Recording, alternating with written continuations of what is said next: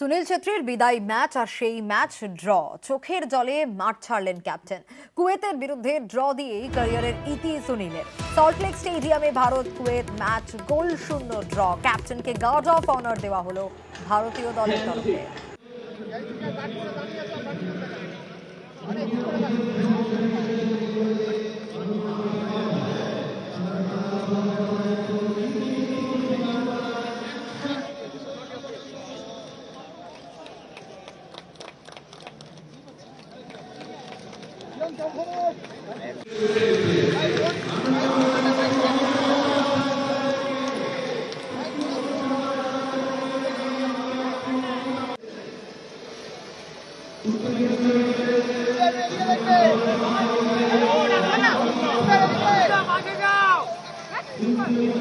খুব নস্টালজিক লাগছে, খুব ইমোশনাল। আমরা সবাই জিতলে খুব ভালো লাগতো, কিন্তু এত লোক এসছে, সুনীলকে তাদের সাপোর্ট দেখিয়েছে, ভালোবাসা দিয়েছে।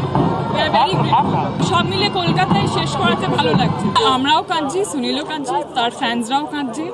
আর আমার মনে হয় ওর এতে প্রুভ কে ও কতটাই স্পোর্টসটাকে ভালোবেসেছিল, ফুটবলকে ভালোবেসেছে, এবং ওকে ফ্যান্সরা কত ভালোবেসেছে। তুমি পরবর্তীতে সুনীলকে কোথায় দেখতে চাও? আমি বাবা সুনীলকে দেখতে চাই। সুনীল ছেত্রীকে প্রস্তাব মুখ্যমন্ত্রীর। বাংলার ফুটবলের সঙ্গে যুক্ত থাকার প্রস্তাব, ভারতীয় ফুটবলকে এগিয়ে নিয়ে যাওয়ার প্রস্তাব। শেষ ম্যাচের আগে ভারত অধিনায়ককে ফোনে শুভেচ্ছা জানান মুখ্যমন্ত্রী। সুনীলকে মুখ্যমন্ত্রী ডিজাইন করা সোনার চেনও উপহার দেওয়া হয়।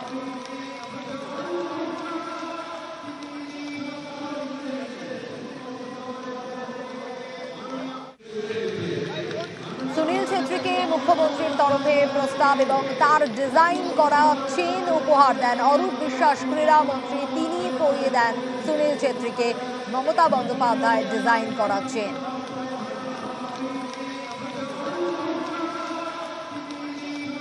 মাননীয় মুখ্যমন্ত্রী ডিজাইন করা একটা 19টা কয়েনের একটা সোনার চেন, শুটলেন, শাড়ি এবং 19টা হলুদ গোলাপ ফুল রাজ্য সরকারের তরফ থেকে, মাননীয় মুখ্যমন্ত্রীর তরফ থেকে আমি তুলে। মাননীয় মুখ্যমন্ত্রী তাকে অনেকগুলো তার সঙ্গে কথা বলেছেন দীর্ঘক্ষণ।